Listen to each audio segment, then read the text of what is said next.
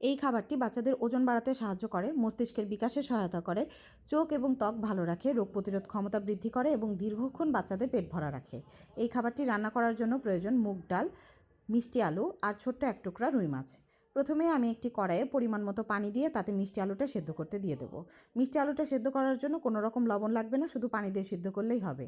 মিষ্টি আলু সিদ্ধ হয়ে গেলে খোসা ছাড়িয়ে খুব ভালোভাবে ম্যাশ বাটিতে নিয়ে ম্যাশ করে নিতে হবে। এবার মাছটা রান্না করার জন্য প্রয়োজন অল্প একটু আদা বাটা, অল্প একটু রসুন বাটা এবং অল্প একটু পেঁয়াজ বাটা। এবার কড়াইতে পরিমাণ মতো পানি দিয়ে তাতে বাটা মশলাগুলো দিয়ে দিতে হবে, আর তার সাথে দিতে হবে অল্প একটু হলুদ গুঁড়ো। এবার মাছটা এর মধ্যে দিয়ে খুব ভালোভাবে সেদ্ধ করে নিতে হবে। মাছটা সেদ্ধ হয়ে গেলে মাছটা উঠিয়ে নিতে হবে, আর যে পানিটা ছিল সেটা ফেলে দিতে হবে। এবার মিনি কুকারে মুগ ডালটা খুব ভালোভাবে ধুয়ে পরিষ্কার করে পরিমাণ মতো পানি সহকারে সেদ্ধ করতে হবে। মুগ ডালটা ভালো মতো সেদ্ধ হয়ে গেলে ম্যাশ করে রাখা মিষ্টি আলুর সাথে মুগ ডালটাও ভালোভাবে ম্যাশ করে নিতে হবে।